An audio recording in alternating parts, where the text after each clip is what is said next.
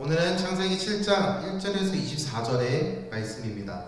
말씀이 너무 귀관계로 창세기 7장 5절에서 12절의 말씀을 함께 교독하겠습니다. 여러분, 오늘은 창세기 7장 5절에서 12절의 말씀을 중심으로 해가지고 우리가 하나님께서 허락하시는 메시지를 함께 보길 소망합니다. 여러분, 지난 시간 하나님께서 세상을 심판하시겠다라고 결정하셨다는 말씀을 기억하나요? 심판 가운데 하나님께서는 노아를 선택하셨고 그를 통해 생명을 보존할 수 있는 유일한 방법인 방주를 짓게 하셨습니다. 그리고 그 방주는 유일한 하나님의 심판을 피할 수 있는 구원의 통로로서 역할을 감당하였죠. 오늘 말씀은 하나님께서 세상을 심판하시는 과정에 대해서 묘사하고 있는데, 노아는 하나님의 말씀을 모두 준행하였다라고 성경은 고백하고 있습니다. 그는 하나님의 말씀대로 방주를 지었고 그 방주에 들어올 동물들을 받아들였던 것이죠. 하나님께서 노아를 통해 세상의 심판에서 구원을 허락하셨습니다. 그리고 심판이 시작되었습니다. 노아가 600살이 되던 해 둘째 달 11의 날에 심판이 시작되었다라고 성경은 분명하게 명시하고 있습니다. 노아는 600살, 노아가 600살이었을 때 하나님께서 심판을 허락하신 거예요. 여러분, 노아가 최소 480살이었을 때에 하나님의 말씀에 순종하여 방주를 열심히 지었을 것입니다. 여러분, 480살, 현재 우리가 그 나이만큼 살아갈 수 없지만 노아는 적지 않은 나이에도 불구하고 하나님의 말씀에 순종했다는 사실을 우리가 성경을 통해 알 수 있어요.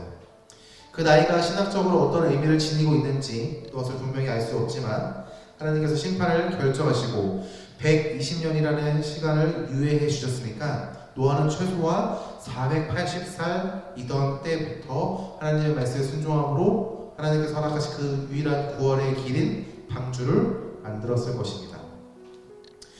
여러분은 언제 하나님의 말씀에 순종하겠다라고 결단하며 살아갈 수 있겠습니까? 여러분이 언제, 몇 살에, 어떠한 때에 하나님의 말씀에 순종하겠습니다라고 결단하며 나아갈 수 있겠습니까? 노아는 늦은 나이에도 불구하고 하나님의 말씀을 경외하면서 하나님의 말씀에 순종했습니다. 우리도 하나님의 말씀에 순종하는 자가 되기를 간절히 소망합니다. 노아는 매우 늦은 나이에도 불구하고 하나님의 말씀에 순종했어요. 노아뿐일까요? 성경에는 모세라는 인물이 있습니다. 모세도 80세에 하나님의 말씀에 순종함으로 이스라엘 백성을 구원하시는 하나님의 계획에 동행하고 그들을 이끄는 지도자가 되었던 것이죠.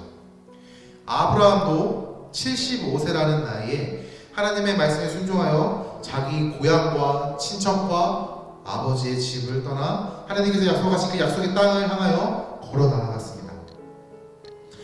나이가 많음을 떠나서 나이가 적었던 다윗도 하나님께서 만군의 여호와임을 선포하며 사람의 눈으로는 절대로 이길 수 없을 것만 같던 그 장수 골리앗 앞에 나아가 하나님을 모욕한 자를 향하여 분명하게 하나님의 말씀을 선포하고 믿음으로 그와 맞서 싸웠을 때 하나님께서는 그에게 승리를 성취하게 하셨던 것이죠.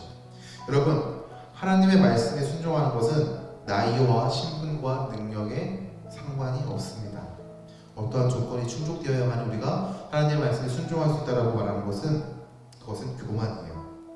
하나님의 말씀에 순종하는 것은 하나님이 세상의 창조주가 되시기에, 하나님이 우리의 삶의 주관자, 인도자가 되시기에, 하나님께서 우리를 구원하시는 구원자가 되시기에 우리는 하나님의 말씀에 순종함으로 화답할 수 있는 것이죠. 우리가 우리의 삶 자체가 하나님의 말씀에 순종함으로 화답하며 나아갈 수 있는 그러한 삶이 되길 소망합니다. 여러분, 하나님을 아버지, 하나님을 주라고 고백한다면은 그분에게 우리가 대답할 수 있는 단어는 오직 예, 이 한 단어예요. 하지 마라 라고 말씀하셨을 때 예 라고 대답해야죠. 이것을 해라 라고 말씀하셨을 때 그때 우리는 하나님의 말씀에 예 라고 대답하는 거예요. 왜요? 그것이 그분께서 우리의 아버지가 되시고 우리 세상의 창조주가 되시고 우리의 인도자가 되시기 때문인 것이죠. 그분은 선하시기에 우리를 향하여 선하신 것들을 허락하시기에 그것을 믿고 의지하며 하나님께서 허락하신 말씀에 순종함으로 나아갈 수 있는 거예요. 하나님께서 세상에 물이 넘치게 하셨습니다. 40일 동안 비가 내리고 방주가 지면에 떠올랐으며 산보다 15규빗, 즉 약 7m 정도가 물이 불어났다라고 말하고 있어요. 산보다 7m예요. 그러면요, 지상에서 따졌을 때는 아마 몇백 미터가 넘는 그런 수많은 물들이 불었다라고 우리는 예상할 수 있는 것이죠. 이것도 하루 이틀도 아니고 150일 동안 땅에 물이 가득했다라고 성경은 고백합니다. 여러분, 하나님의 심판은 분명하게 일어났고 그 심판은 육지에 있어 코에 생명의 기운이 있는 모든 생물의 생명을 거두었습니다. 죄로 인한 타락을 하나님께서 분명하게 심판하신 것이죠. 그 심판은 죄를 씻어버리는 하나님의 역사하심이었습니다. 여러분, 공의하신 하나님을 잊지 않길 바랍니다. 공의하다라는 단어가 가진 사전적 의미는 공평하고 의로운 도라고 말합니다. 즉 선과 악의 분명한 은총과 심판을 허락하신다는 것이죠.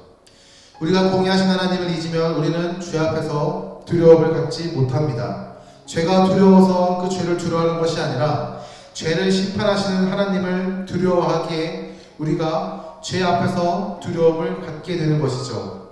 하나님은 공의하신 분입니다. 그 공의하신 분은 우리를 위해 오래 참으십니다. 그분은 우리가 회개할 수 있는 그 기회를 허락하시는 거예요.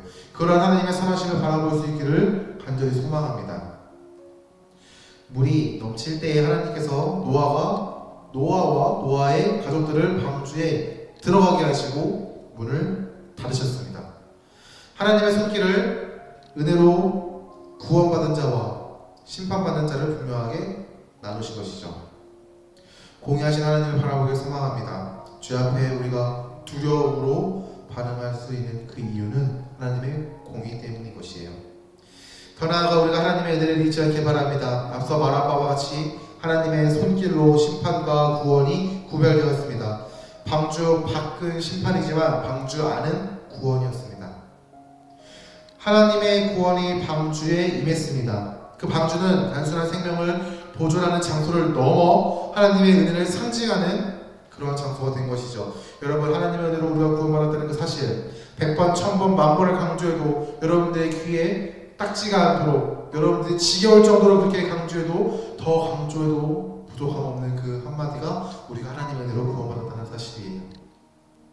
그 구원은 우리를 죄에서 구원하시고 죄의 결과인 사망에서 건지시며 하나님 나라의 백성으로 자녀로 살아갈 수 있는 영생을 누리게 하셨습니다. 하나님께서 노아에게 방주를 허락하시고 방주를 만들게 허락하시고 노아를 방주로 들여보내시고 문을 닫으신 것처럼 우리에게도 구원과 심판이 나눠지는 그때를 마주하게 하실 것입니다. 그때 우리가 방주 안에서 구원받은 자였으면 좋겠습니다. 노아와 같이, 노아의 가족들과 같이 하나님께서 허락하신 그 동물들과 같이 하나님께서 허락하신 구원을 받고 누리고 기쁨을 만끽할 수 있는 하나님 나라의 백성이 되기를 전도사님은 간절히 소망합니다. 그리고 죄를 심판하시는 하나님의 공의하심을 잊지 말며 죄를 멀리할 수 있는 더시티 사랑의 교회 청소년과 되기를 간절히 축원합니다. 감사합니다. 기도하겠습니다.